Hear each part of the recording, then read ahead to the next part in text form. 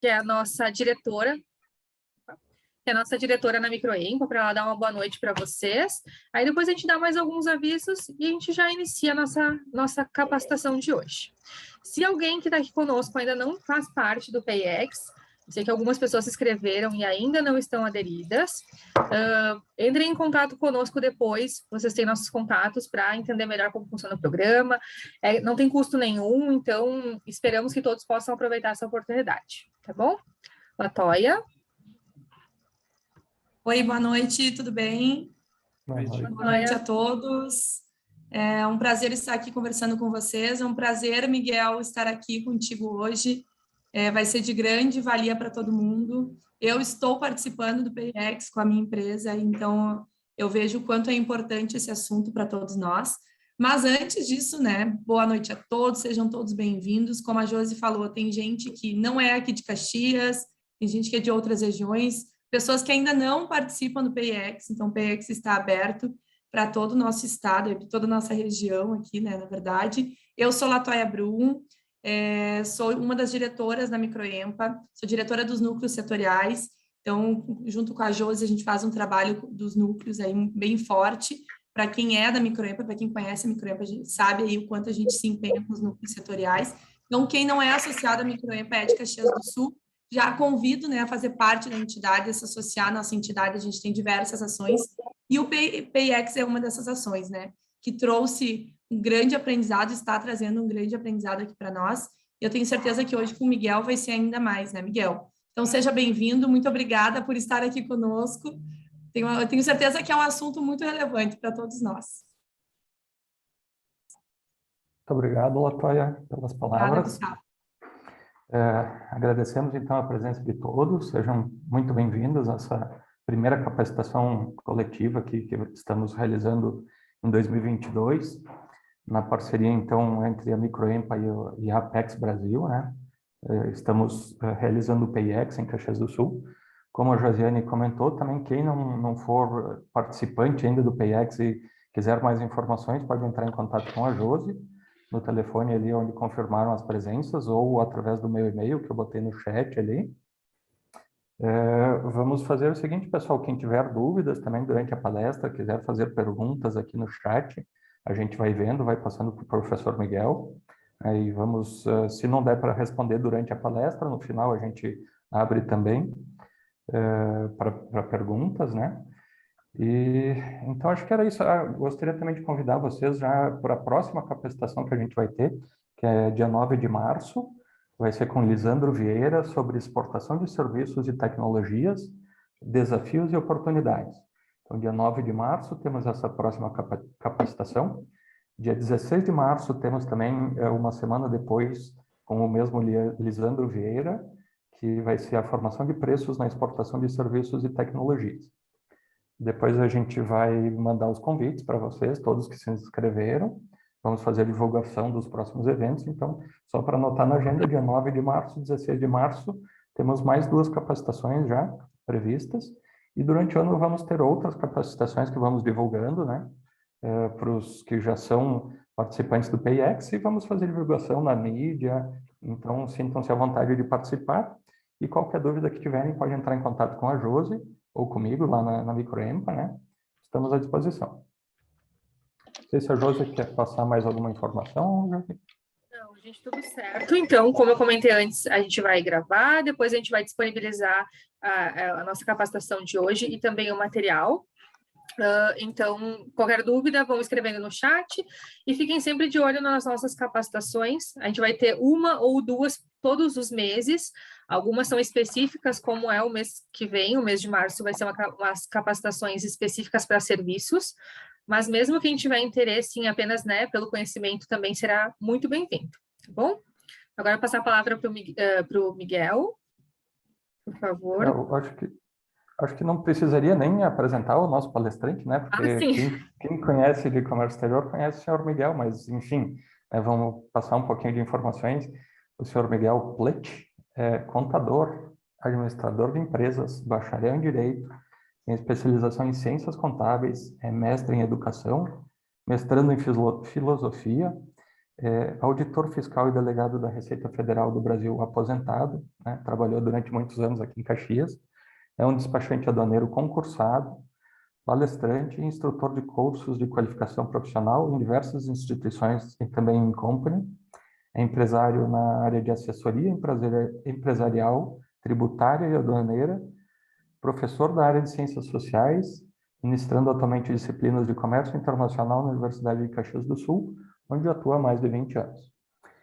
Então, dito isso, acho que podemos passar a palavra, né, para o nosso palestrante, senhor Miguel.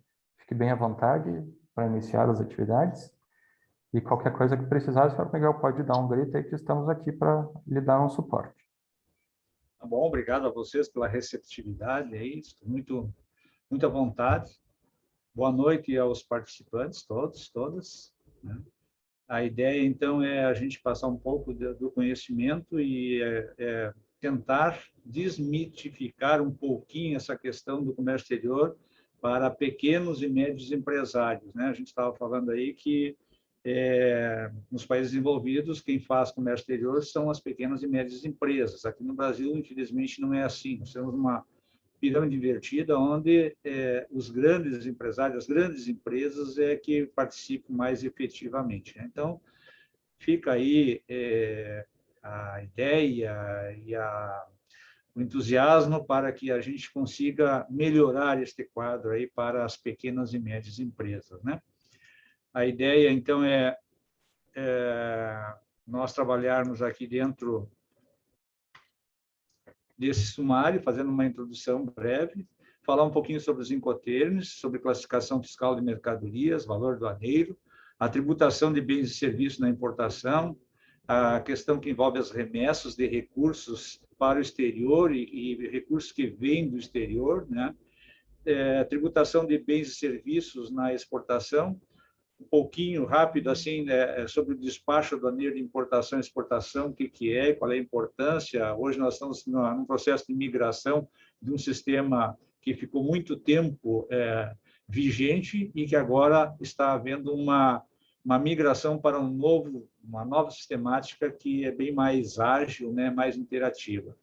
Também deixei 2 itens aqui para a gente tratar um pouquinho sobre as empresas, pequenas empresas do Simples, né, para a gente fortalecer a ideia de apoio a essas empresas, né? Então, já sem delongas, vamos seguir aí com a introdução. Um pouquinho da dinâmica desse comércio exterior, né, que envolve a área técnica, como despacho aduaneiro, a logística, a área negocial, no que diz respeito às compras e às vendas no exterior, a área financeira nos bancos, onde a gente tem financiamentos de importações, de exportações, fechamento das operações dos contratos de câmbio, que é essencial, a parte negocial, né?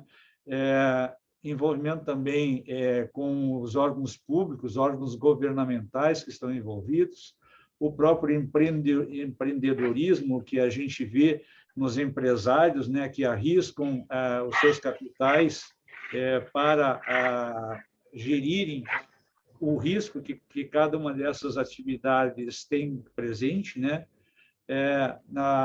No trabalho de assessoria nas relações internacionais, através das universidades, através dos órgãos de apoio, né, a essas pequenas e médias empresas. E outras diversas possibilidades que a gente vislumbra quem está inserido, né, e atuante aí no comércio internacional. Eu falo em comércio internacional e comércio exterior e tem as duas expressões como sinônimos, tá? Alguns defendem uma importância maior para um ou para outro, mas eu fico com a sinonímia dos dois termos, tá? Aí nós temos, então, também uma possibilidade que são as remessas postais, as remessas internacionais, uma primeira mão, né? Que engloba, então, as encomendas, os pacotes, presentes, as correspondências, documentos ou bens que chegam ao país ou saem dele em volumes, né? E aí nós temos, então, essas empresas que operam como empresas de courier, tipo DHL, FedEx e tantas outras aí, né? Que intermediam a parte dessas importações e exportações, né? O próprio Correio, né, a empresa de Correios e Telégrafos, né, através dela também nós podemos fazer pequenas operações de importações e exportações, né? Claro que a gente deve levar, nesse particular das remessas internacionais, que o custo é um pouco mais elevado do que uma exportação normal, feita através das vias normais, via rodoviária, marítima ou coisa assim, né? E aí nós temos para essas operações de remessas internacionais um sistema que foi criado especificamente para atender isso, que é o Siscomex Remessa. No comércio exterior, nós temos, então, aí a relação de todos os tributos que são devidos, né, pelos importadores e exportadores. O imposto de importação, o imposto de exportação, o IPI vinculado na importação, a CID, que é a contribuição de intervenção do mínimo econômico sobre a importação e comercialização de petróleo e derivados e de álcool etílico combustível. Então, aqui nós temos uma contribuição que é um pouquinho diferente. Nós vamos ver que, senso comum, nós sempre usamos a alíquota de valor, em que sobre um determinado valor nós aplicamos uma alíquota. E, neste caso aqui, nós vamos aplicar um valor sobre uma determinada quantidade de produto, ou seja, um determinado valor em reais ou dólares sobre 1 metro cúbico desses combustíveis aí, né? O PIS/PASEP, que também nós temos nas operações de mercado interno, o IPI também, né? Temos o IPI na importação e também temos o IPI nas operações de mercado interno. PIS/PASEP e COFINS, então, também nós temos no comércio exterior e também nas operações de mercado interno. Nas operações de mercado interno, nós temos aí também que acabam gerando algum reflexo em relação àqueles tributos ou com a área de comércio exterior, que é o imposto de renda das pessoas jurídicas, o imposto de renda das pessoas físicas, o IPI, então, das operações de mercado interno, o ITR, que é o Imposto sobre a Propriedade Territorial Rural, Imposto sobre Operações de Câmbio, Crédito, Seguro, né, o IOF, e as contribuições previdenciárias que elas vieram em função da mudança, da incorporação ou da fusão da Receita Previdenciária com a Receita Federal, que hoje cuidam de todas as contribuições previdenciárias. Não acaba por aí, não, tem mais tributos aí. Nós temos realmente uma quantidade grande de tributos, né? Tem o Simples Nacional, então, das empresas pequenas e médias empresas, né? A contribuição social sobre o lucro líquido, a COFINS e o PIS/PASEP nas operações de mercado interno, né? O papel da aduana. A gente tem ou algumas pessoas, né, têm aquela ideia distorcida de que a aduana é aquele órgão que está ali para espremer as pessoas, né, para cobrar tributo, para apreender mercadoria. Sim, isso faz parte porque é uma disposição de lei, mas a aduana vai muito além dessas questões, né? Então, nós temos isso aí disciplinado na Constituição Federal, no artigo 237, que diz que o exercício da administração aduaneira compreende a fiscalização e o controle sobre o comércio exterior, essenciais à defesa dos interesses das fazendárias nacionais em todo o território aduaneiro, né? E esse controle, previsto na Constituição, é promovido pela, hoje, chamada Secretaria Especial da Receita Federal do Brasil, e não tem caráter arrecadatório. Isso soa estranho, né? Porque a arrecadação vinda do comércio exterior ela é significativa, mas não com o intuito de arrecadar, como acontece com os outros tributos, que não os do comércio exterior, que são chamados tributos internos, que esse sim é para arrecadar, né? Para atender a missão do país de promover o bem-estar da sociedade. E nesse controle, aí a gente se reforça com o direito, o bem tutelado não é o tributo, mas a segurança da sociedade. Então, em que sentido? Quando a gente compra uma fruta oriunda de uma importação ou qualquer outro tipo de alimento de uma importação, tenho a certeza que nós temos um órgão anuente chamado Ministério da Agricultura, que, através de seus técnicos, fazem a comprovação ou a fiscalização ou a análise se o produto é bom para o nosso consumo humano. Então, vejam, a gente comendo uma fruta, um alimento, né, a gente sabe que ele passou, ele foi inspecionado. Então, é a segurança à sociedade. O trabalho de repressão ao contrabando e descaminho também tem um fator de proteção à sociedade. Imagine se não houvesse fiscalização em relação a tudo que entra no país. O que seria do nosso comércio que emprega, né, que gera tributos, né? Seria um caos, né? Então, tem que haver uma fiscalização. Só para dar um exemplo, né? Na época em que nós temos a produção da cebola lá em São José do Norte, se não houver um controle efetivo da entrada da cebola que vem dos países aí como a Argentina, o que o pessoal lá de São José do Norte faz? Nem colhe muitas vezes a cebola, porque vai ter um custo maior ainda para um produto que não está sofrendo uma concorrência, até de certa forma, desleal de um produto vindo de fora, né? Isso quando não jogam no mar. O nosso produtor de alho aqui de São Marcos, por exemplo, acontece a mesma coisa.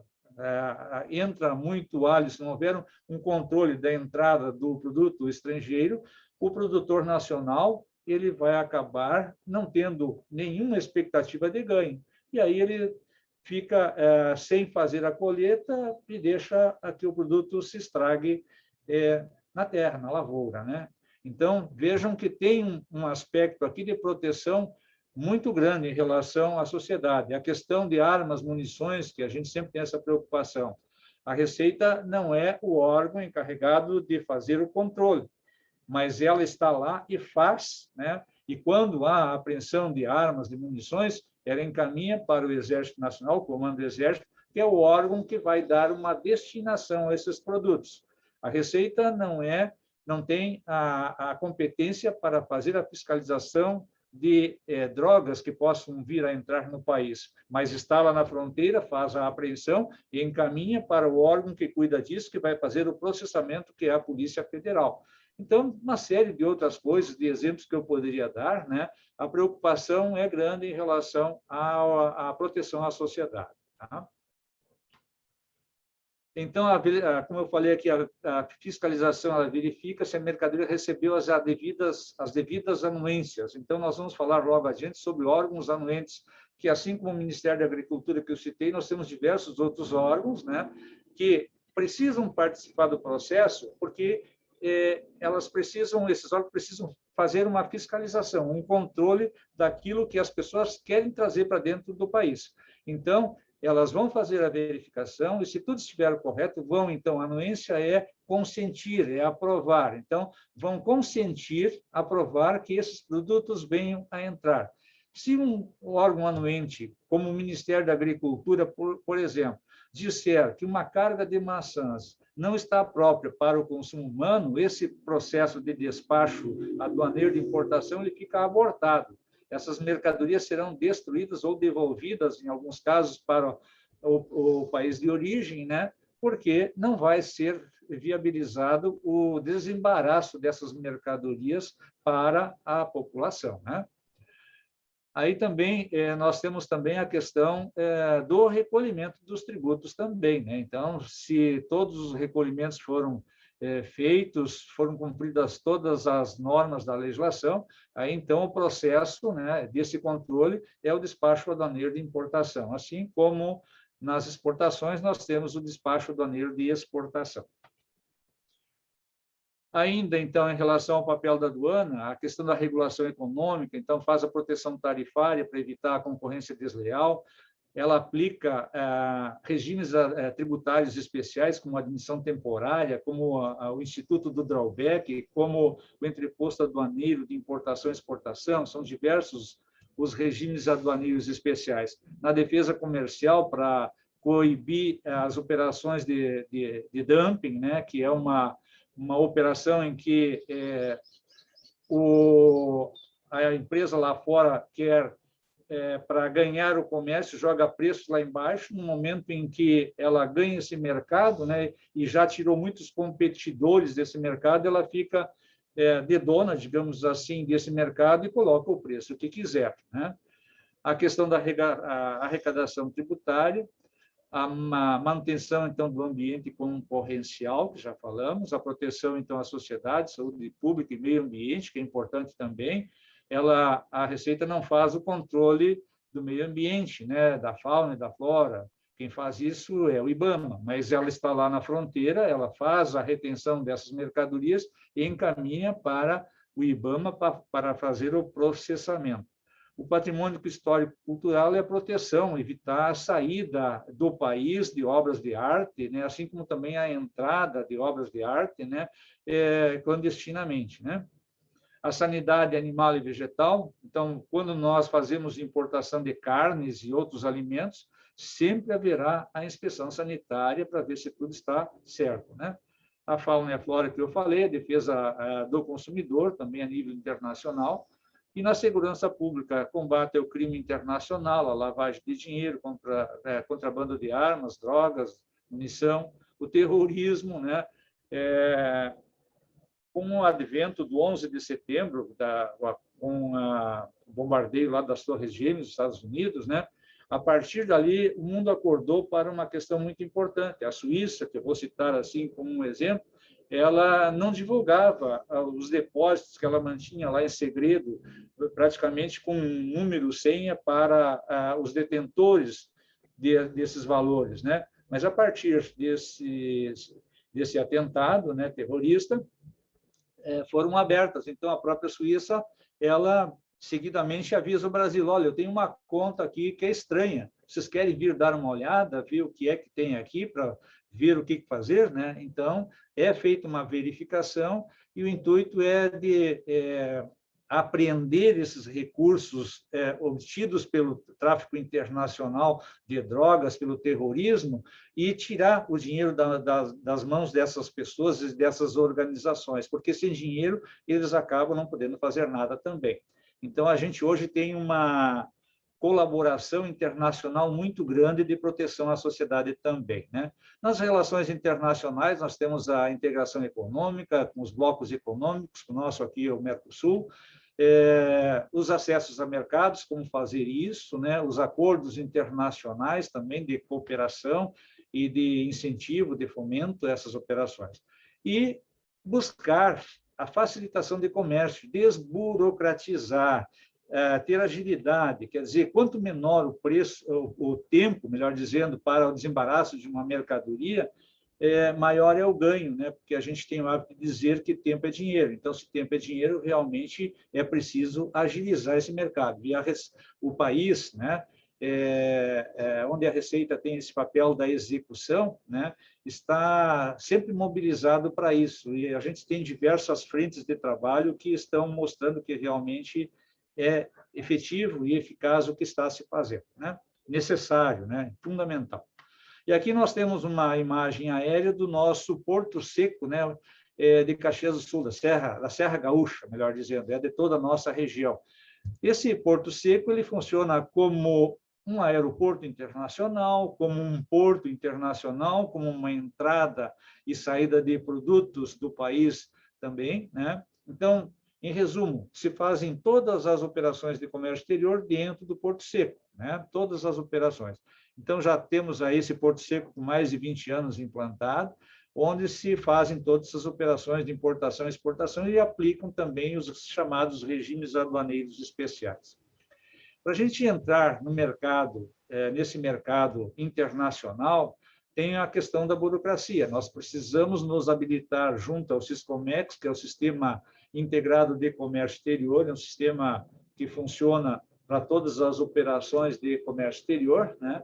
Então, a gente tem que buscar essa habilitação para fazer o credenciamento das pessoas que vão operar, né? Então, importadores, exportadores, despachantes aduaneiros, representantes, né, de modo geral. Os bancos também, que vão operar em câmbio, sociedades corretoras, né? Então, tem que fazer esse credenciamento para poderem operar. Hoje, nós temos, além do Siscomex, nós temos o portal do Siscomex, onde se fazem todas as operações online, né, de importação e de exportação. E aí, o que se cuida muito na operacionalidade desse sistema é o sigilo dessas informações, né? Então, é fundamental que se mantenha isso, né? E também, nós vamos ver aqui a importância da classificação fiscal de mercadorias e o código que é atribuído a cada mercadoria na nomenclatura comum do Mercosul, na NCM, né? Então, aqui a gente vê todos os órgãos anuentes usando, né, de uso comum entre os intervenientes no comércio exterior, o uso desse código de NCM. É muito importante isso aí, né? E aí nós temos uma outra situação, que é a habilitação em relação à capacidade financeira dos operadores, né?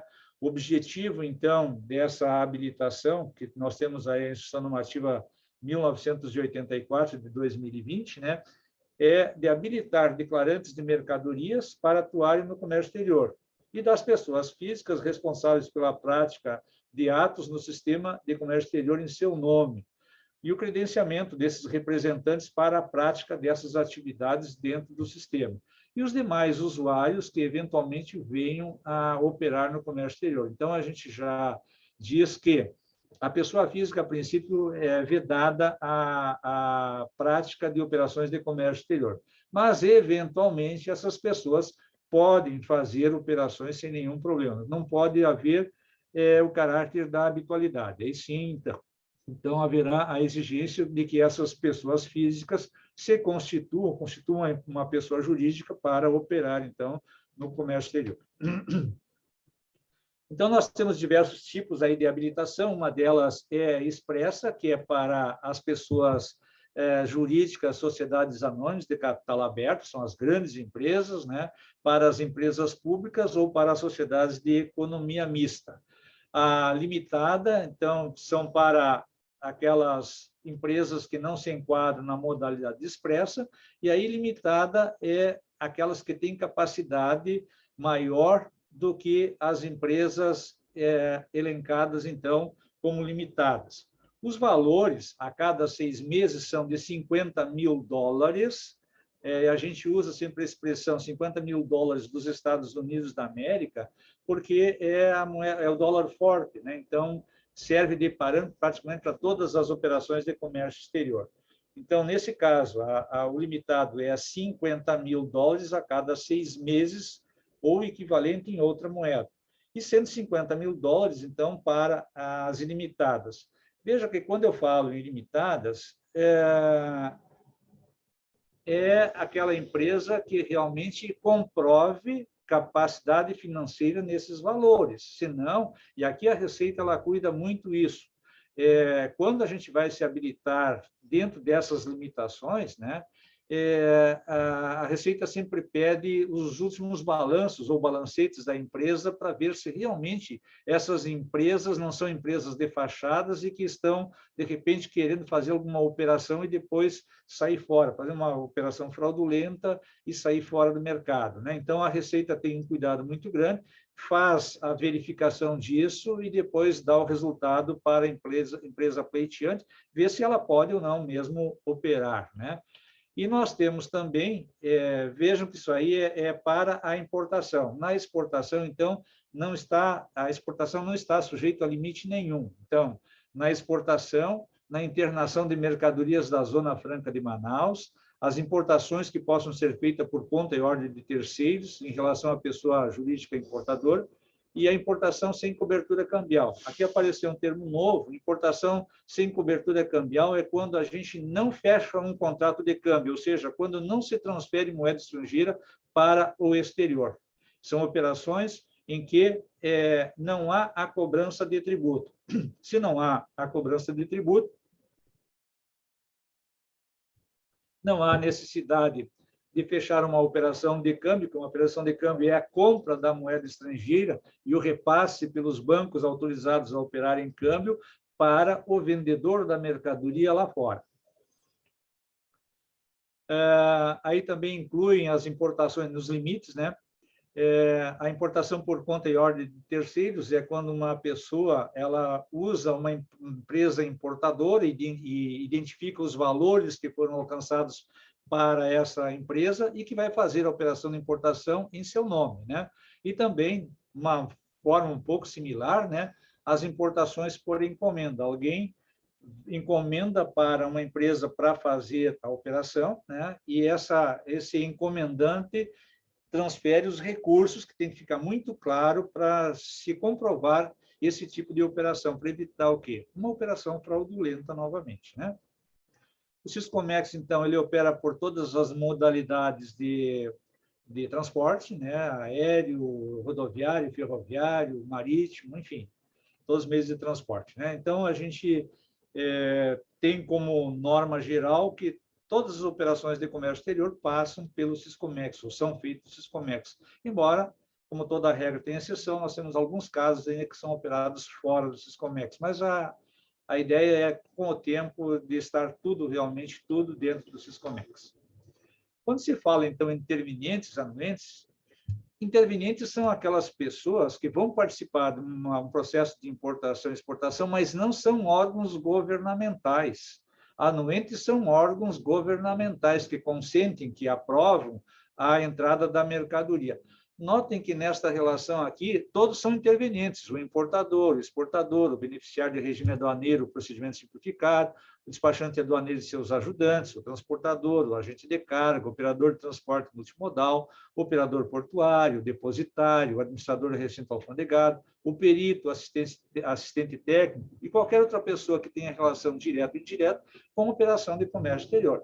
Então, notem que a gente tem aqui a relação de todos os intervenientes.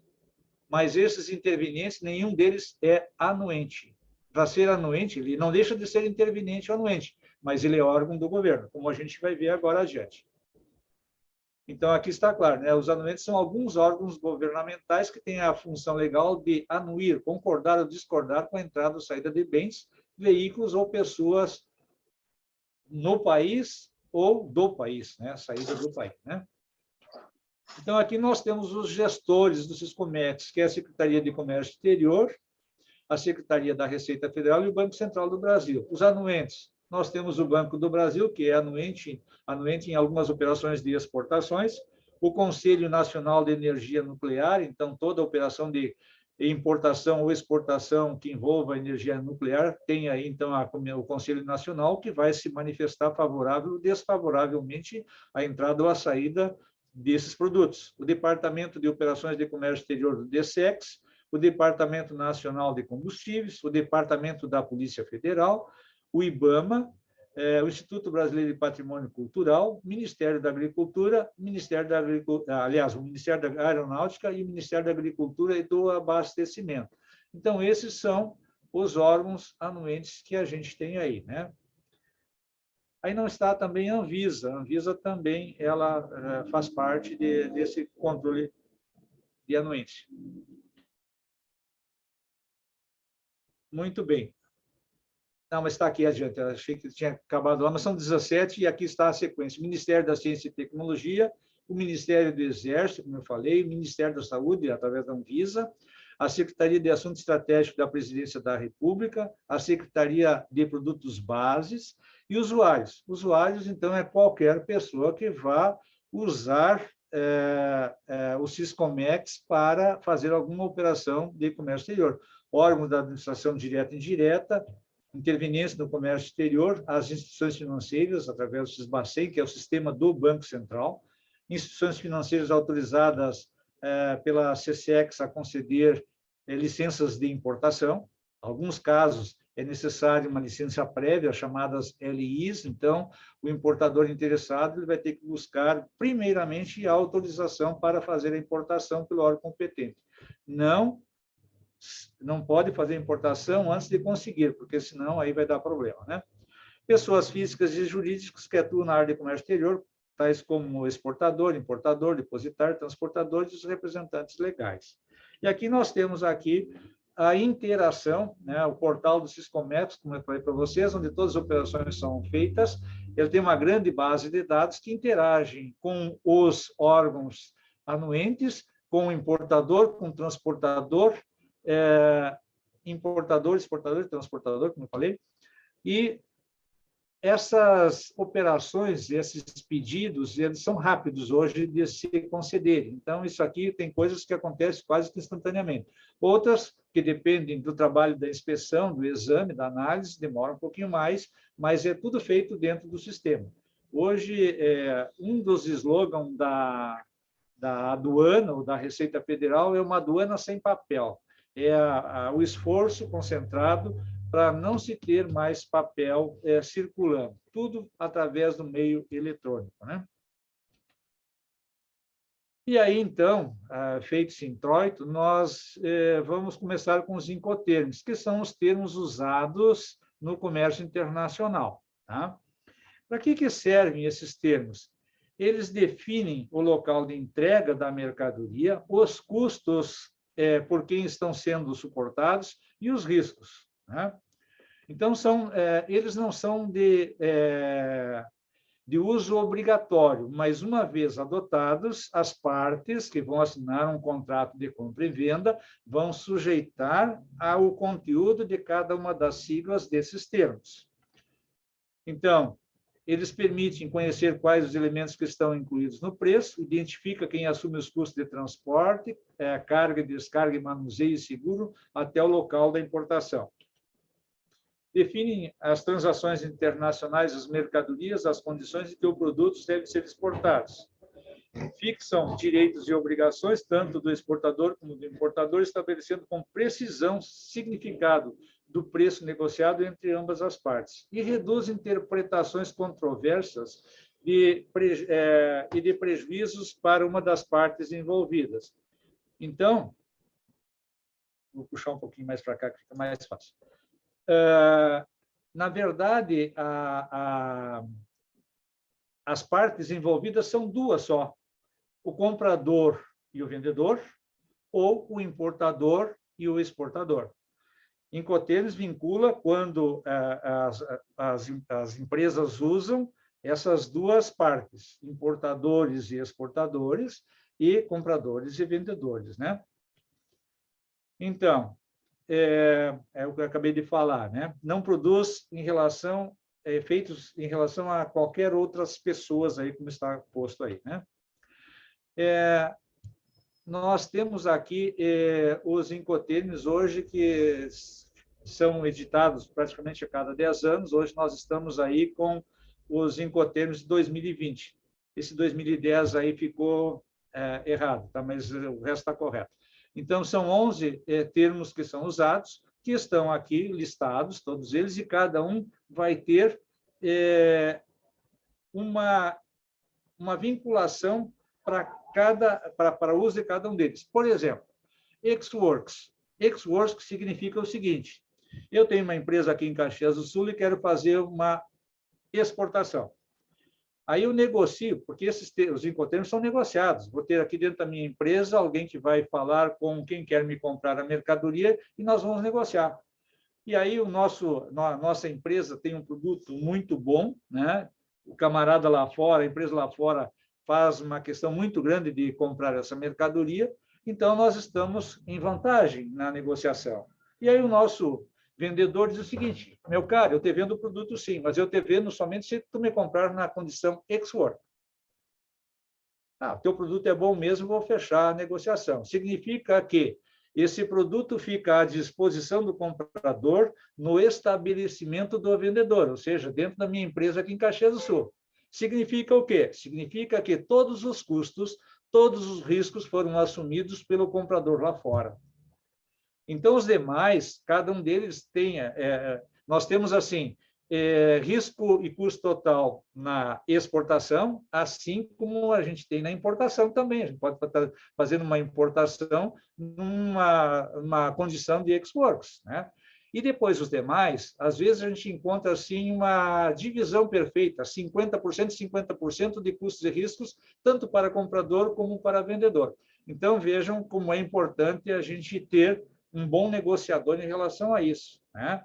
A gente vai ver depois, mais adiante, né, mais algumas outras questões bem peculiares, né?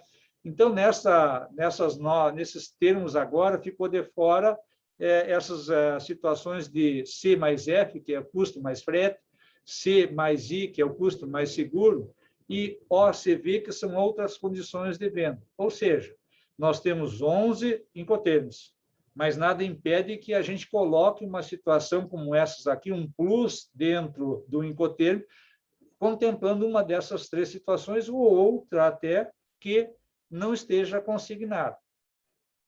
Ou seja, aqui a gente vai se socorrer do direito e dizer que o que prevalece numa negociação dessas é aquilo que é a intenção das partes envolvidas, é a vontade dos negociadores que prevalece sobre qualquer outra coisa. Mas ela tem que estar expressa num contrato de compra e venda muito claramente para evitar discussões futuras, né? Aqui, então, nós temos aqui, tirei isso aqui da internet, né, de um site aí, o Fascomex, né, onde nós temos a relação dos 11 incoterms e o tipo de transporte que contempla. Então, a gente vê aí o multimodal, ou seja, mais de um modal, onde envolve o modal ferroviário, o modal aéreo, o modal marítimo e assim por diante, né? Outros que atendem somente o marítimo, como nós temos aí alguns casos, né? Mas, na maioria deles, são multimodais. Então, eu posso usar um ou mais modais de transporte, né? E aqui nós temos uma imagem que ela diz tudo para nós, nos dá a compreensão disso aqui. Vejam o ex-work que eu falei para vocês. Está aqui bem na esquerda, todos os riscos e custos são de quem está nos comprando. Aqui nós temos o Incoterm FCA, onde se coloca mercadoria do lado da fronteira brasileira. E nós temos outros Incoterms onde os custos vão até o outro lado, na fronteira do comprador, e assim por diante. O DDP é o inverso do ex-work, é todos os custos que são suportados pelo importador, quando a gente negocia, né? Então, são sínteses que eu estou passando para vocês para a gente ter uma ideia, né? São bastante assuntos aí para a gente vencer isso aqui bem. Classificação fiscal de mercadoria, né? Então, a classificação fiscal de mercadorias, ela vem de um sistema internacional, que eu posso dizer assim para vocês, todo e qualquer país que tenha uma expressão econômica é membro do Acordo do Sistema Harmonizado de Designação e Decodificação de Mercadorias, né? Então, esse código de NCM, que é um código a 8 dígitos, no caso do Mercosul, a nível internacional, a nível de sistema harmonizado, são 6 dígitos, e aí, então, por que a nível internacional nós temos 6 dígitos? Porque comprador e vendedor acabam se acertando com a descrição que é dada a cada produto a 6 dígitos. Digo mais, tudo que existe sobre a face da Terra que tenha valor econômico, obrigatoriamente terá um único código de NCM. Às vezes, na classificação, a gente pode até ficar em dúvida entre um e outro produto e código, né? Mas a gente tem regras de classificação e outras ferramentas que a gente usa, né, para nos dar esta única classificação para cada produto. Então, a classificação de mercadorias é uma tarefa básica na importação, na exportação e também nas operações de mercado interno, quando nós temos o IPI envolvido, né? E aí, para o IPI, nós temos a tabela de incidência sobre produtos industrializados, que a gente conhece aí pela sigla de TIP, né? E a TEC é a tarifa externa comum do Mercosul, né? Então, quais são os objetivos desse chamado sistema harmonizado? Dar maior facilitação ao comércio internacional, aperfeiçoar a coleta e análise de dados estatísticos, proporcionar economia de custos, porque está compartilhado com todos os intervenientes, né? E o aspecto principal, uniformizar procedimentos através da adoção de um sistema único de designação e decodificação de mercadorias. Veja que a gente vai, com um código a 8 dígitos, a gente sabe exatamente que produto é. Por que nós usamos 2 dígitos a mais a nível de Mercosul e a LAGE? Porque a LAGE ainda nós temos acordos vigentes, né? É para dar maior capacidade de desdobramento em relação ao produto. Vou dar um exemplo bem rasteiro, né? De repente, nós temos uma máquina, 6 dígitos, é uma máquina da descrição, e a nível de Mercosul, se ela tem um acionamento manual, ela tem um 7º dígito, e se ela tem um acionamento elétrico, eletrônico, ela tem uma adição de mais um dígito, ou até para fins de tributação. Se o produto tem uma característica tal, vai ter uma alíquota diferente. Se tem uma característica outra, pode ter um outro tratamento tributário diferente. E aí os órgãos de nomenclatura. Então, a nível internacional, existe o Conselho de Cooperação Aduaneira, que está sediado em Bruxelas, onde nós temos também a Organização Mundial de Alfândegas. A nível regional, então, nós temos a laje desses acordos que eu acabei dizendo, e são acordos ainda vigentes, respeitados, e a nomenclatura, então, é a gente chama de NALAGE, né? O Mercosul, então, a nomenclatura comum do Mercosul. E para efeitos de tarifa, as tarifas no âmbito da LAGE estão consignados nos acordos que foram negociados. A nível de Mercosul, nós temos a tarifa externa comum. O que é essa tarifa externa comum? Ela é aplicada a terceiros países que não os Estados-partes. Os Estados-partes do Mercosul são Brasil, Argentina, Uruguai e Paraguai. E o acordo que foi negociado a nível de TEC é para os Estados-membros, esses 4 países, né, não há cobrança do imposto de importação entre eles. Agora, tudo que vem de fora, cada um desses 4 países tem uma TEC igualzinha para tributar o que vem de fora. É claro que nós temos alguns casos de exceções, para produtos sensíveis que são abrangidos pelos chamados ex-tarifários, que são aplicados isenções e reduções para máquinas e equipamentos do capítulo 84 da NCM, e para produtos de telecomunicação informática do capítulo 85. Então, isso praticamente zera o imposto de importação, gerando uma economia grande. Então, é por isso que a indústria ela faz importação de máquinas de último tipo, né, atualizadas, com esses incentivos para produzir um produto bom, capaz de ganhar competitividade no mercado externo quando da exportação desses produtos, né? E a nível nacional, o mercado interno, nós temos a TIP, então, que é a tabela de incidência sobre produtos industrializados. E aí, então, eu já expliquei a questão da TEC, né? Então, nós temos a TEC, na verdade, ela só nos dá, tecnicamente, a alíquota do imposto de importação. Mas quando se coloca junto com o código de NCM, a descrição completa da mercadoria a alíquota, nós temos uma tarifa que é, no caso, a tarifa externa comum, né? E aqui é mais ou menos a estrutura. São esses 8 dígitos. Vamos pegar, por exemplo, aqui, nós temos o mesmo número completo lá embaixo, a 8 dígitos, 0210.11.11, né? Mas ele começa lá em cima. O 02, os 2 primeiros dígitos, representam o capítulo. Então, essa mercadoria, objeto desse código aí, está inserida no 2º capítulo.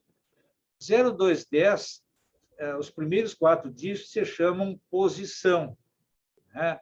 Isso a gente usa muito comumente quando a gente está conversando sobre classificação fiscal de mercadoria. E eu faço a seguinte leitura: esse produto ele ocupa a 10ª posição do capítulo 2. Tá? Aí nós temos uma subposição de primeiro nível, um desdobramento ainda a nível internacional, né? E aí aparece esse travessão, né, para identificar que é uma subposição de primeiro nível. A gente vai ver que o máximo são 4 travessões, que são, na verdade, os desdobramentos a partir da posição. Um desdobramento é igual a um travessão, 2 desdobramentos igual a 2 travessões, 3 desdobramentos igual a 3 travessões, 4 desdobramentos, é o máximo, 4 travessões. Então, isso é para a gente identificar visualmente na tarifa lá, até onde é que foi a classificação, os desdobramentos que sofreram aquela mercadoria. Então, o 5º dígito se chama subposição de primeiro nível, o 6º dígito é subposição de segundo nível, o 7º dígito se chama de item e o 8º subitem. São noções. Valor aduaneiro. O que é o valor aduaneiro? O valor aduaneiro é base de cálculo do imposto de importação. Ponto. Então, a primeira grande informação: qual é a base de cálculo na importação? O valor aduaneiro. E o que ele é? Ele está definido também no acordo internacional, é o Acordo Geral sobre Tarifas de Comércio, o GATT, de 1994, no seu artigo 7º. Tá. O que ele abrange? Então, o valor aduaneiro é composto pelo valor da mercadoria, mais o custo de transporte da mercadoria importada até o porto, o aeroporto alfandegado de descarga, ou ponto de fronteira alfandegado, onde vão ser cumpridas as formalidades de entrada dessa mercadoria no território aduaneiro. mais os gastos relativos à carga, descarga e manuseio associados ao transporte das mercadorias, calculados até a chegada a esses locais que a gente chama também de zona primária. Quando a gente pega um aeroporto alfandegado, um porto alfandegado, um ponto de fronteira como Uruguaiana, como lá no Chuí, né? A gente chama isso aí de zona primária, tá? Mais o custo do seguro das mercadorias durante as operações. Então, isso aqui é que, somados, é o valor aduaneiro. Sobre esta soma desses valores, eu posso não ter seguro, né? Eu posso não ter ganho no transporte, tudo bem, mas aqui, desses itens, esses 3 itens que estão elencados, se presentes, vão ser somados ao valor da mercadoria, e aí nós vamos ter a base de cálculo do imposto de importação. Então, nós vamos aplicar uma alíquota, que está definida, como eu disse, na TEC, aplicada sobre a soma desses valores, que se chama o valor aduaneiro. Esse valor aduaneiro, quando a percepção da fiscalização vai para a desconfiança de uma falsidade, de uma fraude, de uma sonegação, né, ele não vai ser aceito. E aí, então, a fiscalização vai recompor esse valor e ver se ele é correto ou não. E aí tem outras implicações, né, que não vem ao caso agora, mas são questões que são de gravidade para esse importador, né? Bom, aí nós entramos, então, na tributação de bens e serviços na importação. Aqui vai ter a base de cálculo, como eu falei para vocês, eu vou pular essa parte e vou entrar numa tela em que a gente vai resumir tudo isso aqui de uma forma mais prática, mas para vocês que vão ter esse material depois à disposição, se quiserem reforçar e ver exatamente, vocês vão passar por esses passos aí para chegar aonde eu vou chegar. Só que eu vou colocar, então, uma outra questão. Aqui tem embaixo o RTS, o RTE e o RTU. São outros regimes especiais aplicados à importação. Então, o regime de tributação simplificada. Esse regime aí, ele é aplicado ou disponível para esse pessoal que são chamados sacoleiros, que trazem mercadorias do Paraguai, né? E nesse caso seria legal, né? Então, eles fazem um cadastro lá em Foz do Iguaçu, é por Foz do Iguaçu que eles têm que trazer essa mercadoria, né? Vão pagar uma taxa, uma alíquota somada tipo Simples Nacional, de 26%, recolher isso aí num DARF, e com isso eles têm as mercadorias legalizadas para comercializarem depois aqui no país. Tá? Então, tem formas de esse pessoal que vive à margem trabalhar tranquilamente e legalmente. O RTE é o regime de tributação especial aplicado a bagagens. Quando a gente vai ao exterior, vou dar como exemplo, nós vamos, de repente, à Ribeira e vamos aproveitar e comprar alguma coisa, bebidas, algumas outras coisas que a gente possa trazer, né? Então, tem cotas, né, que a gente deve observar. Tem uma cota que a gente não paga nada até aquele valor. Acima desse valor, a cobrança. Quanto? 50% sobre aquilo que exceder esta cota. Então, eu gastei, ao invés de $1.000, né, eu gastei $1.500. Então, sobre os 500 que excederam o meu limite, eu vou pagar 50%, vou pagar mais $250 e eu trago a minha mercadoria sem me incomodar com ninguém. Tá? Caso contrário, normalmente a mercadoria é apreendida e depois a Receita vai dar a destinação que a lei determina. RTU, Regime de Tributação Unificado. Desculpem. RTS deletem o RTS. RTS é simplificado, mas são importações que pessoas físicas podem fazer através da internet, pagando, aqui não tem cota, pagando 60% sobre o valor da compra. Então, vamos supor, eu comprei num site da internet uma mercadoria e vem pelo correio, de repente, né? Pode ser feita também através daquelas empresas de courier, mas nesse caso veio pelo correio. Então, lá, o correio vai me avisar que chegou a mercadoria, vejo que às vezes pode vir mercadoria isenta, né? Não tributável. Então, não vou pagar nada. Mas se for tributável, o correio vai me cobrar e depois repassar para a Receita 60% do valor sem qualquer cota, tá? Então, desculpem aí a inversão, tá? Então, RTS, RTE é bagagem e o RTU que é aplicável para os sacoleiros, tá? Regime de tributação unificado.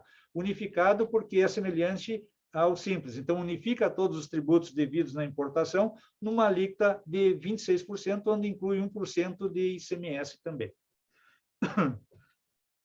E aqui eu vou fazer uma outra questão também, da importância da classificação fiscal de mercadorias que a gente viu, né?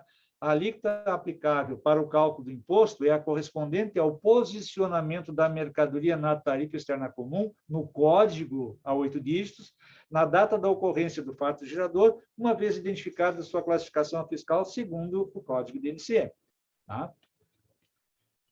Bom, aqui tem uma questão também que aparece bastante, que é a parametrização do despacho aduaneiro, ou então os canais vermelho, amarelo e verde. Né? Quando cai em canal vermelho, o pessoal se assusta, se apavora, né? Porque a mercadoria vai sofrer inspeção, né? E vai demorar um pouquinho mais. Né? Ou então vai cair no canal vermelho, onde a conferência vai ser documental e é mais rápida. Se dessa análise não resultar nada mais complicado, vai ser liberada a mercadoria. E o verde é o desembaraço automático da mercadoria. Então, na importação, caem nos canais de conferência, vermelho e amarelo, em torno de 10% de tudo que passa. Ou seja, 90% é liberado automaticamente, sem qualquer conferência, sem a guarda, a retenção de qualquer tipo de documento. Só que esses documentos devem ser guardados por 5 anos para o caso da Receita Federal inventar de fazer uma revisão aduaneira, que daí vai fiscalizar aqueles processos que passaram sem nenhuma verificação. Muito bem. Mas o canal temível é esse aqui, o canal cinza, na importação. Esse canal, quando bateu, é para verificação de possíveis fraudes. Não quer dizer que, de repente, uma importação da Marco Polo, vou citar uma grande empresa, né, caiu no canal cinza. O que será que a Marco Polo fez? Não fez nada, eventualmente, né? Ela importou um produto que veio de um determinado país, onde acontece contumazmente fraudes, e deu canal cinza, como veio daquele país, a Receita vai verificar, se não tem nenhum problema, vai liberar a mercadoria para Marco Polo, né? Mas ele tem esse objetivo de coibir fraudes, os casos de interposição fraudulenta, ou seja, botei um laranja para fazer uma importação fraudulenta. Então, pelos indicativos, pelo grande banco de dados que a Receita tem, de repente, né, o sistema mesmo vai dar um alerta. Olha, fiscal, tem alguma coisa estranha aqui nesse processo. Então, ele vai ver o que é, ver se é o caso de canal cinza, né? É automático ou não, né? Muito bem.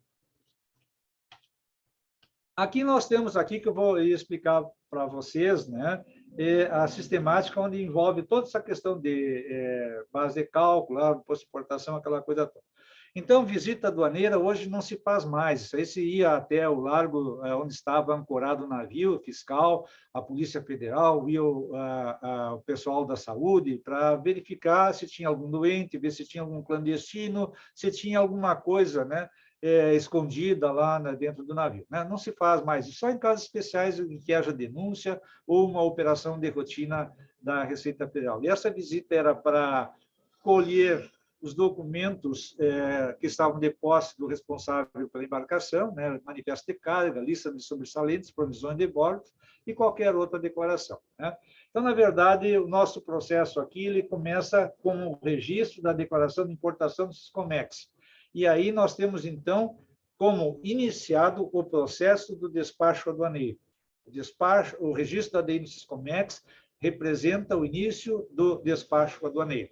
E aqui ocorre uma série de coisas. Por exemplo, ocorre o fato gerador do imposto de importação, do PIS e da COFINS. O IPI, ele está aqui, ele vai ser cobrado nesse momento também, que se faz o registro, nesse momento, automaticamente, o sistema vai lá na conta indicada pelo importador e retira a quantidade de valor para pagar todos esses tributos, inclusive o IPI.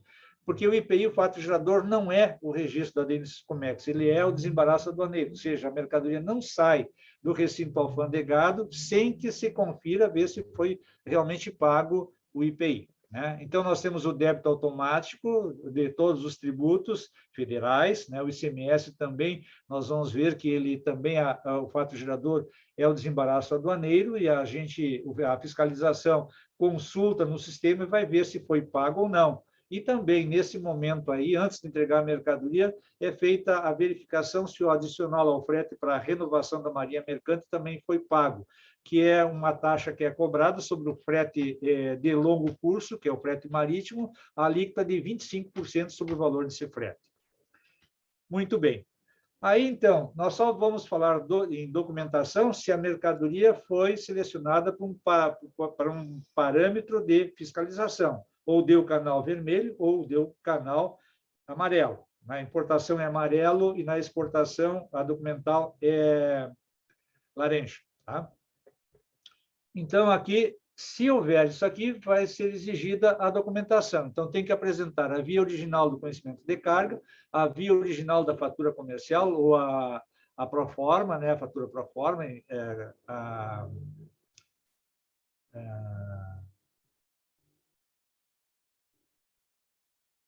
né, que diz fatura comercial, a invoice, né? Invoice, né?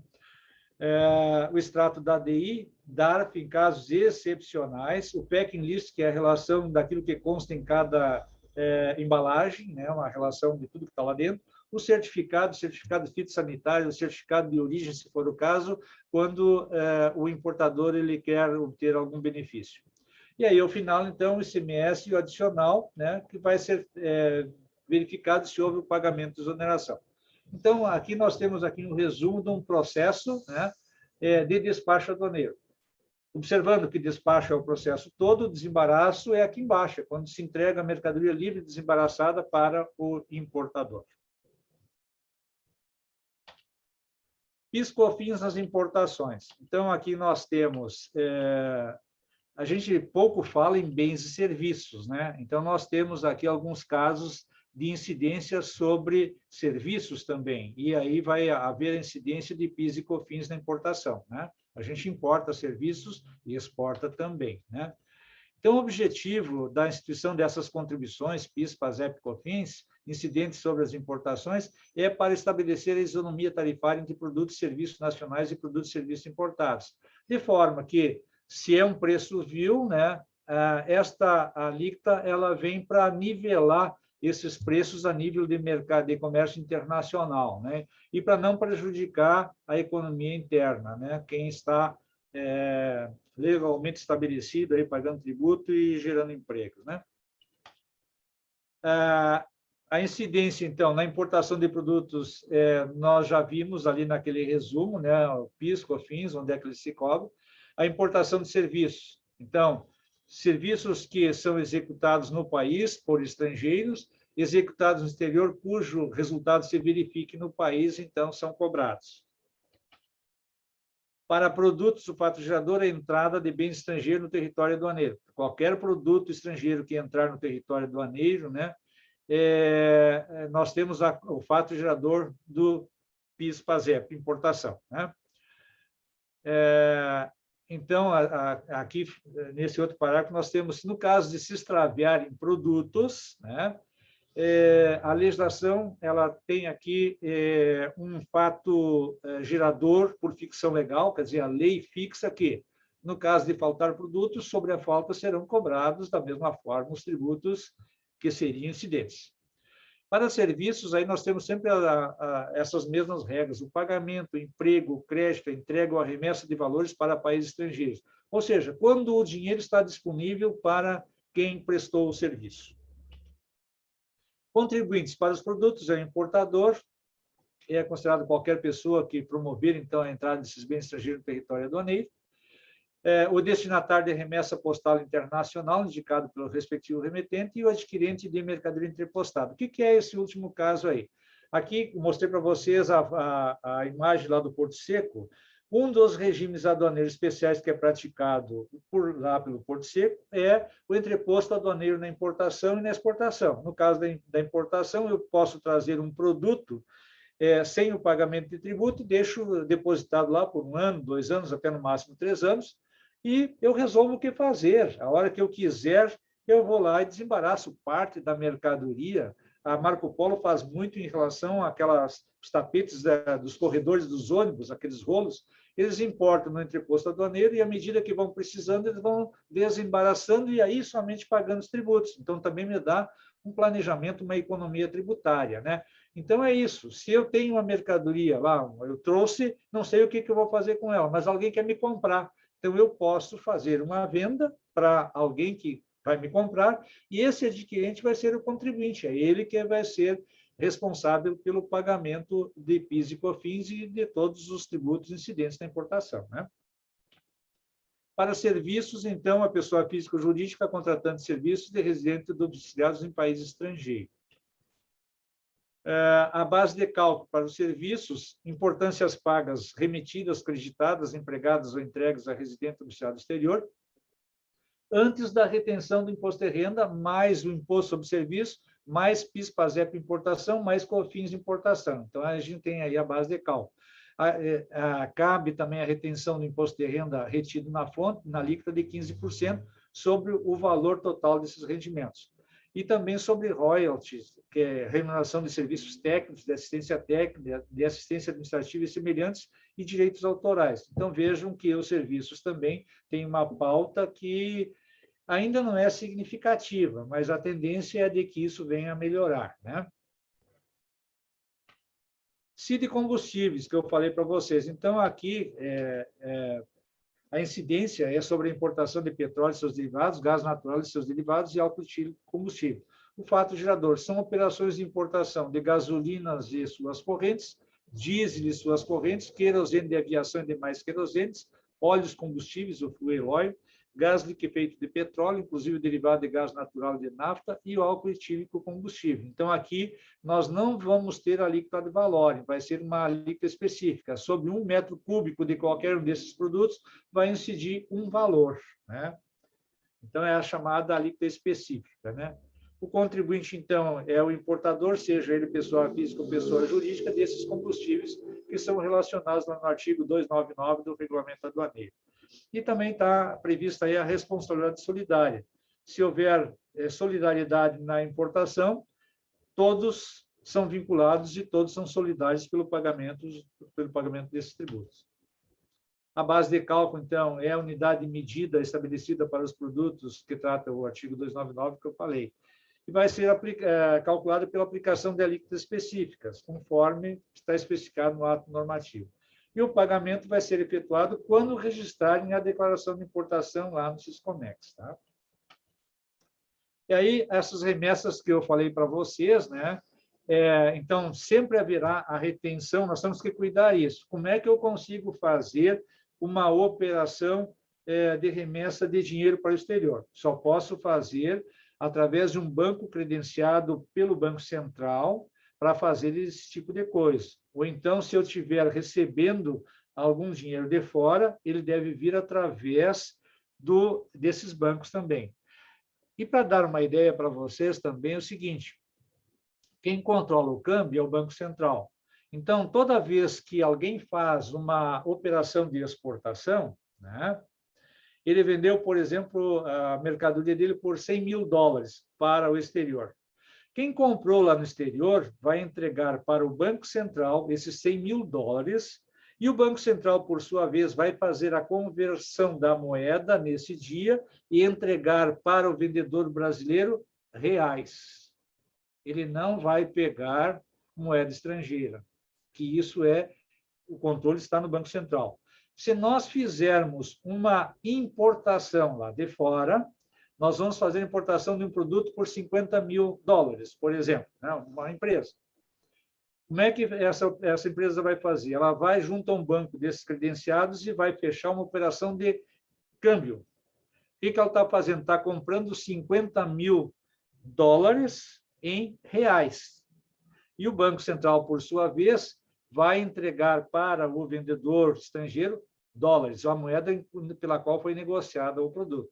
Então, nós temos algumas exceções em que a moeda estrangeira pode ser usada aqui no Brasil de uma forma livre, mas são para aquelas situações em que nós temos aí um regime aduaneiro especial, em que as empresas estabelecidas nesses locais, elas fazem exportações e recebem dólares. E esses dólares elas usam para fazer outras importações ou o que elas quiserem.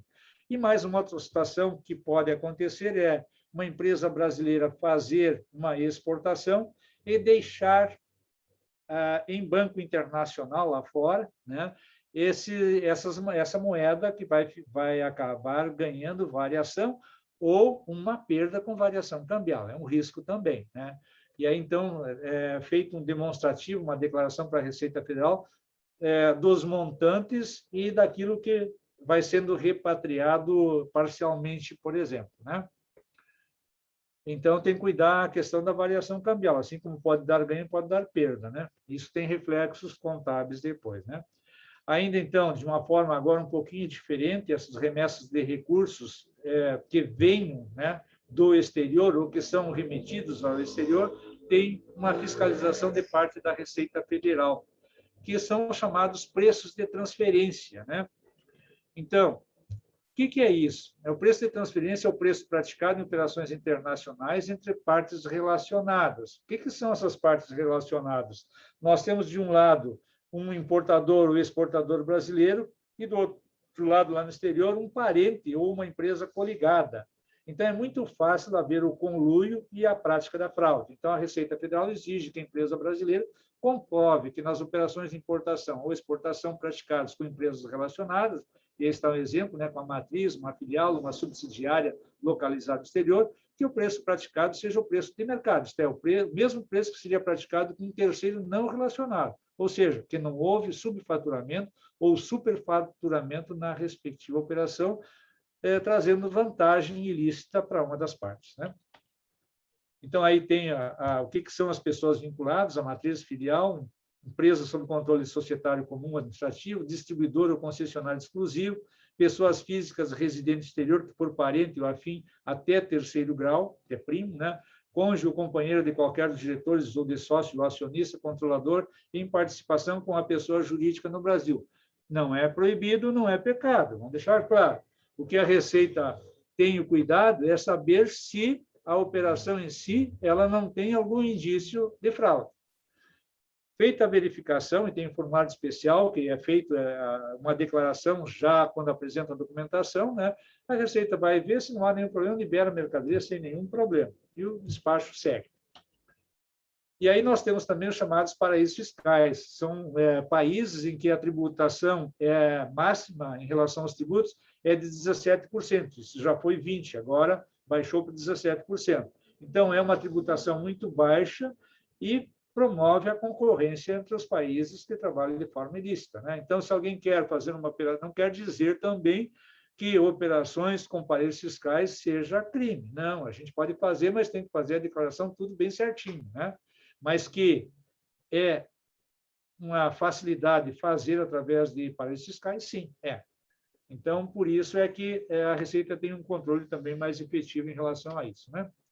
Então, aí os métodos de formação dos preços de transferências aplicáveis às importações, então tem essas fórmulas aí, né? Para chegar ao valor real, né? A Receita vai fazer essa verificação, e aplicáveis a exportações também, que são essas fórmulas aí, né? Para chegar ao valor efetivamente praticado, né? Então, o objetivo, os fins dos preços de transferência é impedir a evasão ou a saída ilícita de lucros tributáveis, disfarçados de lucros isentos, né? Inibir a prática de planejamento tributário internacional. Não quer dizer que planejamento tributário seja ruim, não, pelo contrário. A gente vai fazer um planejamento tributário em pequenas e médias empresas, né? E se a gente puder fazer um planejamento tributário na nossa pessoa física, que bom, né? Só que está sempre se falando aqui, no caso de ilícito, é um planejamento tributário ilícito, não legal, né? E a tributação de bens e serviços na exportação, na verdade, a exportação, eu me lembro de um slogan brasileiro há muito tempo atrás, né, os mais experientes aí da nossa palestrinha aqui, né, vão lembrar que o que importa, exportar é o que importa, né? Era um incentivo à exportação. Então, realmente, isso ainda hoje é válido. Então, quando a gente vê, hoje o dólar estava na cotação de 5,05, caiu bastante, né? Mas, assim mesmo, é um patamar alto. O que o pessoal olha assim, mas está 5,5, eu quero exportar. Tudo bem. E vão se incentivar a exportar. Só que nós temos que pensar o seguinte, que quem está lá fora para nos comprar acompanha tudo isso. E eles não caem assim, eu vou pagar 5,5, aí o valor cheio da mercadoria. Não, o pessoal vai negociar conosco, eles vão baixar esse valor até o limite que conseguirem, né? Então, nós temos, mas é mais fácil, né? Porque quem está comprando lá fora está ganhando mais em relação, né, dessa valorização do dólar frente ao real, né? Então, a gente tem que levar isso em consideração, mas é uma oportunidade, quer dizer, e para pequenas e médias empresas. Mas, ao final, aí, para fazer o encerramento, eu vou falar um pouquinho sobre isso aí. Então, quais os produtos que pagam imposto de exportação? 3. Armas e munições, bebidas alcoólicas, fumo e seus derivados. E a alíquota do imposto de importação é 30%, só que ele pode ser majorado em até 5 vezes, ou seja, chegar a 150%. Armas e munições, bebidas, fumo e seus derivados têm uma tributação de exportação de 150%.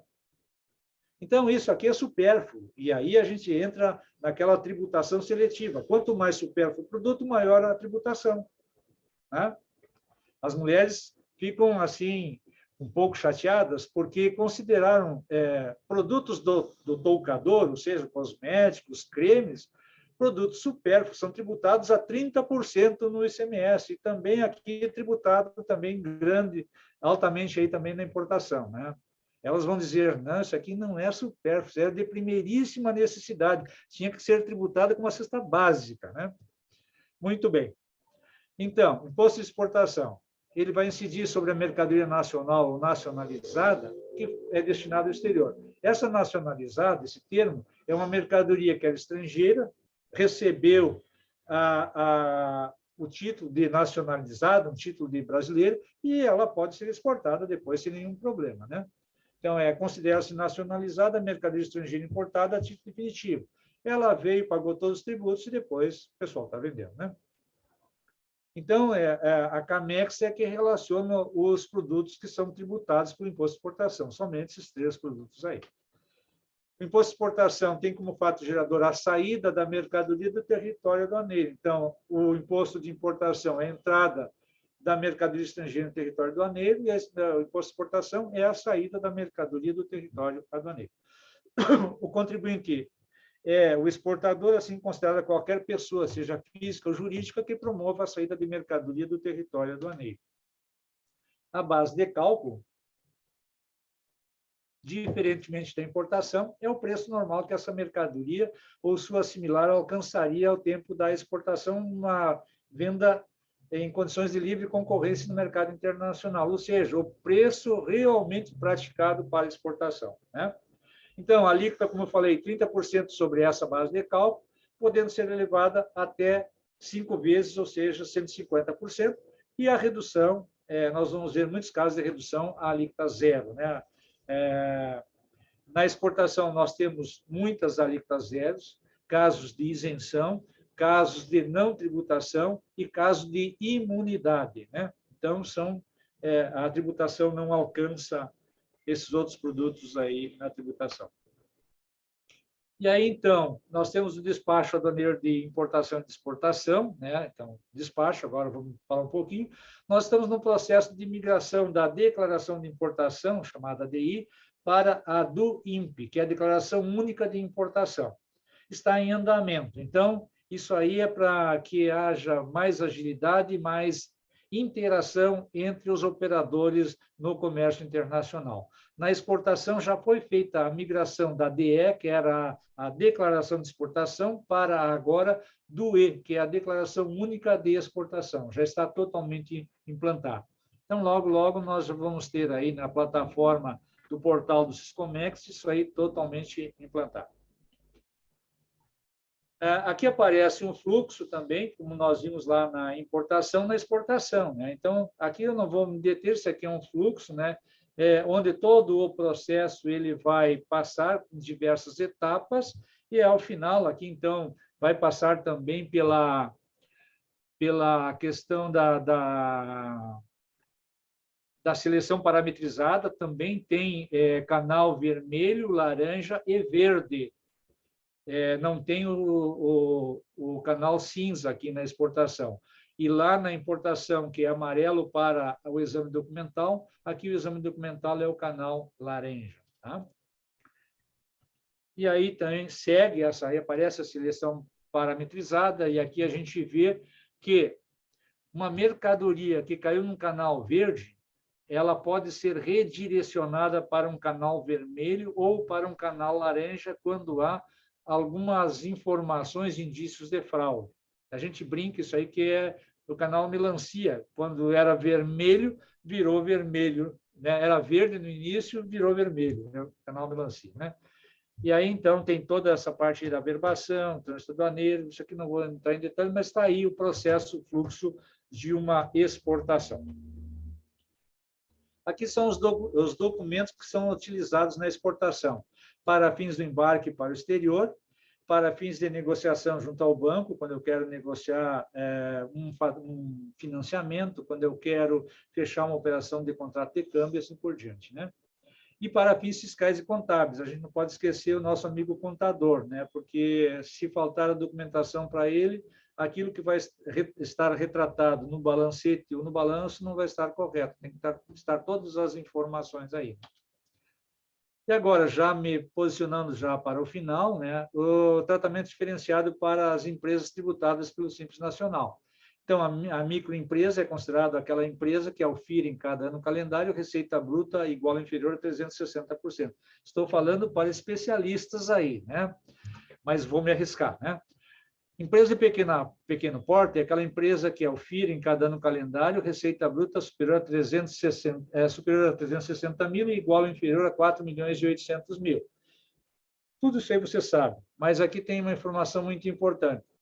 A empresa de pequeno porte, ela ganha um limite de até 4.800.000 para operar no comércio exterior, para ter receitas de exportações. Ou seja, ela vai poder operar no mercado interno com 9.600.000, sendo 4.800.000 no mercado interno, receita bruta do mercado interno, e 4.800.000 de receitas brutas do mercado externo, produto de exportações. Então, veja que a gente tem um baita de incentivo, né? E aí a gente vai, então, para essa questão aqui da desmitificação das operações de comércio exterior pelas pequenas empresas. Precisamos, né, de apoio das entidades no assessoramento das microempresas e empresas de pequeno porte nessas operações. Nós temos a Microempa, nós temos o SEBRAE, nós temos diversos órgãos que apoiam muito bem, por sinal, essas pequenas micro e médias empresas, né?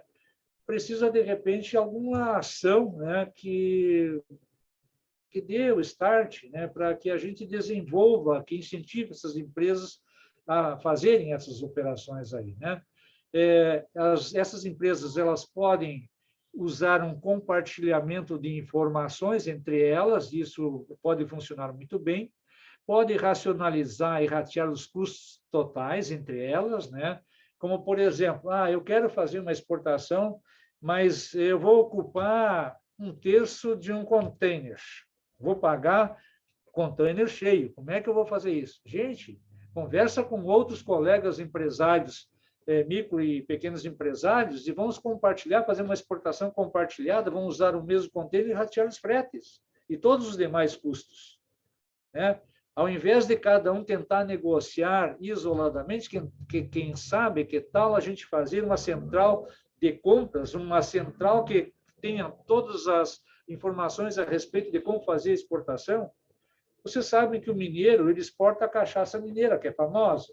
Por que nós não podemos exportar aqui a nossa grapa, aqui da Serra Gaúcha? Por que nós não podemos exportar em maior quantidade o nosso queijo, nossos vinhos, que a gente já alcança, inclusive, o mercado americano, com vinhos aqui da Serra Gaúcha, né? E tantos outros países. Então, acho que a gente poderia, quem sabe, pensar em algumas ações estratégicas, né? Que a gente podia balançar um pouquinho, né? Tirar um pouco da zona de conforto, quem sabe, né? Alguns empresários aí, né? Nós vemos aí também na Serra, ali em Garibaldi, Bento, pequenas empresas que estão fazendo importação de produtos diferenciados. Estão fazendo importação do queijo uruguaio, importação de vinhos argentinos e uruguaios, e do Chile e de outros países, e se instalaram, por exemplo, num container, que hoje também se monta uma empresa dentro de um container, ou mais de um container, se foi o caso. E o turista que vem aqui, ele vai consumir, porque aquilo ali é um produto diferenciado. Ao invés de ir lá na fronteira comprar, ele vem aqui para passear e já leva produtos que, pessoal, muita gente gosta e vai levar daqui, né? Então, são ações que, de repente, eu fico imaginando que a gente podia, né, ver alguma coisa em outros estados, lá no Nordeste, eles também fazem exportação do artesanato deles, né? Então, ver o que acontece nos outros estados e ver se a gente não pode, de repente, começar a provocar, fazer algumas provocações aí de inclusão, né, nesse mercado que esses empresários têm medo, num primeiro momento, medo. Como é que eu vou me meter para uma coisa, como é que o pessoal diz na gíria, de cachorro grande, né? Não é cachorro grande. A gente se organiza e faz uma operação segura. Na época que eu era delegado, eu provocava muito isso aí. Provocava essas pequenas e médias empresas. É o seguinte: querem fazer uma operação experimental? Nós vamos monitorar o processo de vocês, do início ao fim. Fazemos o primeiro protótipo e, a partir daí, é com vocês. Mas é claro que cada operação ela merece sempre uma revisão e um cuidado, porque todas as operações, embora a sistemática seja diferente, elas representam diferenças. O Gustavo, que trabalhou nessa área, ele sabe muito bem disso, né? Que a surpresa aparece quando a gente menos espera. É algum descuido, algum cochilo que a gente deu. E aí a gente tem que tratar esse monstrengo que apareceu no meio de uma operação que, a princípio, era para dar tudo certinho. Com isso, eu encerro, fico à disposição para qualquer pergunta que vocês queiram formular. Se alguma pergunta eu não souber responder, eu vou anotar isso, ou o Gustavo vai anotar e depois também passar para a gente responder. Obrigado, gente, pela atenção. Nós usamos aí 2 horas e meia, né? Não, 1h30. 1h30. Seu Miguel, muito obrigado. Só temos que lhe agradecer pela disponibilidade, pelas informações. E acho que o pessoal que está assistindo, eles conseguiram ter uma noção assim das etapas envolvidas nos processos de comércio exterior, de todas as peculiaridades. E cada um desses assuntos a gente poderia fazer uma tese de pós-graduação, né? Por exemplo, uma classificação fiscal de mercadorias. Existem cursos para preparar uma pessoa para classificar as mercadorias de forma correta. E o senhor comentou que seriam operações básicas, mas são operações básicas do comércio exterior, mas muito importantes, né? Porque uma classificação errada, ela vai determinar uma tributação errada, vai gerar custos errados, vai ter um tratamento administrativo errado, né? O órgão anuente não vai ser o correto, digamos. Então, todos os procedimentos do comércio exterior, eles são de fundamental importância. Eles podem ser etapas básicas, mas são de fundamental importância. Classificação fiscal, os incoterms que vão determinar os custos, quem é responsável pelo quê. Então, todos esses procedimentos, eles requerem uma grande atenção por parte das empresas e dos empresários. E nós, através do PIEX, a gente está tentando dar esse suporte para as empresas para que elas consigam atuar de uma forma correta, né? Entendendo todos esses procedimentos. Porque realmente a gente não quer formar um especialista em tributação ou em classificação fiscal. A gente quer dar uma noção geral para as empresas e para os empresários, para que eles consigam buscar apoio do seu Miguel Plett, que tem assessoria tributária, de um despachante aduaneiro, de um agente de cargas, né, um banco que vai fechar câmbio, mas a gente quer que a empresa tenha, o empresário tenha uma visão geral de todos esses procedimentos. E eu acho que a sua palestra, as suas informações foram muito importantes. Eu não sei se o pessoal se assustou um pouco, que não tem perguntas, ou, enfim... Tem uma pergunta do Leandro, Gustavo. O sim, Leandro sim. perguntou: empresas que não possuem um número NCM cadastrado conseguem exportar? Na verdade, a NCM, ela é a classificação fiscal da mercadoria que ele vai exportar, né? Então, precisamos entender um pouquinho melhor ali qual seria a pergunta dele, porque cada produto ele vai ter uma classificação fiscal diferente. Ele precisa ser classificado numa posição diferente, numa NCM diferente. Então, essa classificação fiscal ela vai ser em função da matéria-prima, do produto, né? Ele vai ser classificado em uma posição. A determinação dessa classificação fiscal é que vai depois determinar quem é o órgão anuente, por exemplo, se precisa de uma anuência de Exército, de Ministério da Agricultura ou qualquer outro órgão anuente sobre essa classificação fiscal. Então, eu não entendi muito bem, não sei se o senhor Miguel conseguiu entender, empresas que não Faltou possuem... um termo no meio que eu não entendi bem. Podia repetir para mim, por favor? Ele diz assim, empresas que não possuem o número NSM cadastrado conseguem exportar? Ah, tá bem, tá bem. Não há necessidade de cadastramento da NCM, tá? A NCM a gente vai procurar para colocar nos documentos de importação e de exportação. Então, normalmente, aí é o despachante, que é o intermediário dessa operação, ele vai buscar essa informação para colocar, né?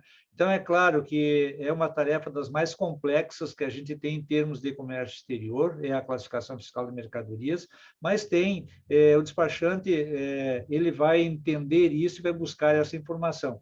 Quando a gente tem operações, e normalmente as empresas se caracterizam de ter alguns produtos que é aquilo que é a cesta de importação e exportação, a gente, de tanto bater com esses produtos, acaba gravando, inclusive, o código de NCM das mercadorias. Então, não precisa cadastrar, não. A gente tem que identificar e colocar.